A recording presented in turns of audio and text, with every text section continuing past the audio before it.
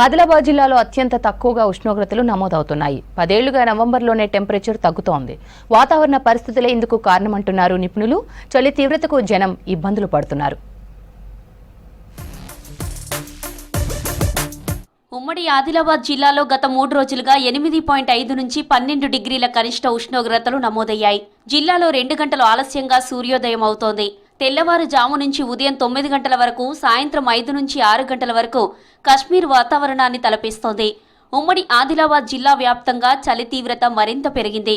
దీంతో వృద్ధులు, చిన్నారులతో పాటు దీర్ఘకాలిక శ్వాసకోశ వ్యాధిగ్రస్తులు ఇబ్బందులు పడుతున్నారు. ఇక ఏజెన్సీ ప్రాంతాల్లో రికార్డు స్థాయిలో కనిష్ట ఉష్ణోగ్రతలు నమోదవుతున్నాయి.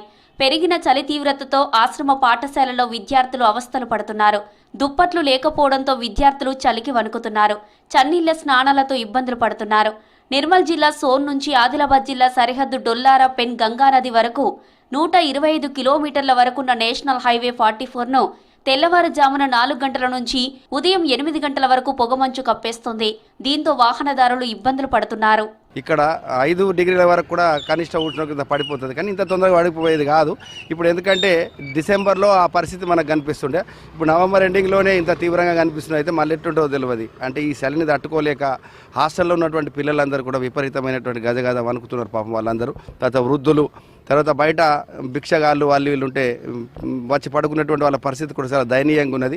ఈ ఆదిలాబాద్ జిల్లా లోపల చలి విపరీతంగా ఉంటుంది. అది మా అటువంటి యొక్క వృద్ధులకు చాలా విపరీతంగా ఆరోగ్యాలు చెడిపోయేటువంటి ఒక ప్రమాదం ఉన్నది. కాబట్టి మేమందరం కూడా జాగ్రత్తలు తీసుకొని ఇటువంటి ఒక చలికి బయటకు వెళ్లకుండా మేము ఉంటేనే మాకు మంచిదని. వింటర్ సీజన్ ప్రారంభంలోనే చలి ఎక్కువగా ఉందంటున్నారు జనం. చలికి భయపడి వాకింగ్కు ఆలస్యంగా వస్తున్నామంటున్నారు. వాతావరణ మార్పుల వల్లే చలి తీవ్రత పెరిగిందంటున్నారు జనం. ఆదిలాబాద్ జిల్లాలో మరి ఇక్కడ అటవీ ప్రాంతమైన అర్లీలో 8.8 డిగ్రీల ఉష్ణోగ్రతకు పడిపోయింది. మరి చలి తీవ్రతతోటి చాలామంది ఈరోజు బయటకు వెళ్ళే పరిస్థితి లేదు. మరి వాకింగ్ చూస్తే రోజు ఎందరో మంది, వందలాది మంది ఈ వాకింగ్ ట్రాక్లో వాకింగ్ చేసే పరిస్థితి ఉంటే ఈరోజు చాలామంది తగ్గిపోయింది.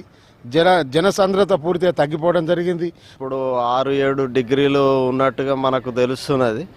ఈ అర్లీ అట్లాంటి ప్రాంతంలో అయితే ఇప్పటికే 8 డిగ్రీలకు పడిపోయింది. ఇంకా రానున్నటువంటి డిసెంబరు, జనవరి చలి తీవ్రత ఇంకా పెరిగేటువంటి అవకాశం ఉన్నది. ఒకవేళ -10 డిగ్రీలకు పోయినా ఆశ్చర్యం లేదు. అంటే నీరు గడ్డగట్టుకుపోయేటువంటి పరిస్థితి. చలి తీవ్రతతో అనారోగ్యం బారిన పడకుండా వృద్ధులు, చిన్నారులు జాగ్రత్తలు తీసుకోవాలంటున్నారు డాక్టర్స్. ఉదయం అత్యవసరం అయితేనే బయటకు రావాలంటున్నారు. ఈ చల్లగాలుల వల్ల, ఈ చలి తీవ్రత పడిపోవడం వల్ల హైపోథర్మియా, ఫ్రాస్ట్ బైట్ అని రకరకాల ప్రాబ్లమ్స్ మనం ఫేస్ చేస్తూ ఉంటాము. అయితే ఈ చలికాలంలో ఎక్కువగా చిన్నపిల్లలు కావచ్చు, వయోవృద్ధులు, గర్భిణీలు, బాలింతలు, తర్వాత శ్వాసకోశ సంబంధిత వ్యాధిగ్రస్తులు, గుండె సంబంధిత వ్యాధిగ్రస్తులు ఎక్కువగా సఫర్ అయ్యే అవకాశాలు ఉంటాయి. కాబట్టి వీళ్ళందరూ కూడా కొన్ని జాగ్రత్తలు పాటించడం వల్ల తన ఆరోగ్యాన్ని, అంటే మీ ఆరోగ్యాన్ని మీరు కాపాడుకోవచ్చు. స్పెషల్గా చిన్నపిల్లల్ని బయటకు తీసుకుపోతున్నప్పుడు స్వెటర్లు వేయించడం కావచ్చు, మఫ్లర్లు ధరించడం కావచ్చు, ఇట్లాంటివన్నీ చేస్తూ ఉండాలి. ఉదయం పొగమంచు చలి తీవ్రతకు బయటకు వెళ్లాలంటే భయపడుతున్నారు జనం.